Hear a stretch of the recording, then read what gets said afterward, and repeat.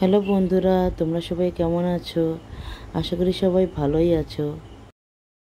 আজ আমি রান্না করবো পাঁচমিশালি সবজি। দেখো, আমি কড়াইতে তেল গরম করতে দিয়েছি, এর মধ্যে দিয়েছি কালো জিরে ফোড়ন। তেলটা গরম হয়ে আসলে সব সবজিগুলো এর মধ্যে দিয়ে দেবো। আমি সব সবজিগুলোকে কেটে সুন্দর করে ধুয়ে রেখেছি। দেখো, তেলটা আস্তে আস্তে গরমও হয়ে যাচ্ছে।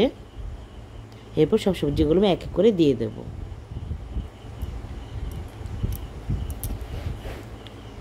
দেখো বন্ধুরা, আমি সব সবজিগুলো এর মধ্যে দিয়ে দিচ্ছি। এরপর একটু সবজিগুলোকে আমি নাড়াচাড়া করে কষানোর জন্য রেখে দিতে হবে।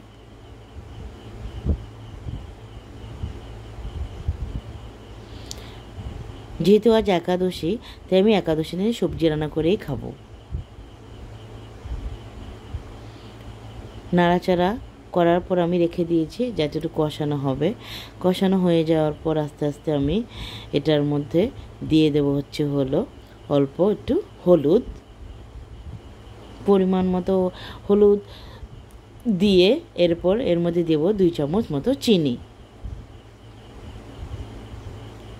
এই সবজিতে একটু চিনি দিয়ে, মিষ্টি না দিলে ভালো লাগবে না খেতে, তাই তাতে একটু মিষ্টি দিয়ে রান্না করতে হবে।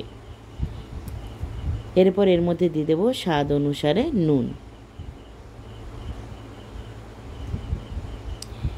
এই সব কিছু দিয়ে আমি এখন এটাকে নাড়াচাড়া করব যাতে একটু সুন্দরভাবে কষানো হবে। এরপর দিতে হবে এর মধ্যে একটু আদা গ্রেট করা। আদাটা দিলে সুন্দর একটা স্মেল আসে, তাতে খেতেও ভালো লাগবে আর গন্ধটাও সুন্দর লাগবে। এটা আমি এবার কড়াইতে কষানোর জন্য রেখে দিলাম। কষানো হয়ে যাওয়ার পর আমি এর মধ্যে দিয়ে দেব জল। দেখো বন্ধুরা, কষানো হয়েও গেছে প্রায়। কষানো হয়ে যাওয়ার পর এর মধ্যে আমি জল ঢেলে দিয়েছি পরিমাণ মতো। যে স্যুপ মতো খেতে চায় সে একটু বেশি জল দিলেও ভালো হয়, কিন্তু আমি শুকনো শুকনো করে তরকারিটা খাবো বলে অল্প জল দিয়েছি। দেখো বন্ধুরা, প্রায় তরকারিটা হয়েও এসছে। এবার আমি এটাকে পরিবেশন করব। দেখো কি সুন্দর একটা কালারফুল সবজি লাগছে, দেখতে ভালোও লাগছে। ঠিক আছে বন্ধুরা, আজকে রাখি। Bye bye.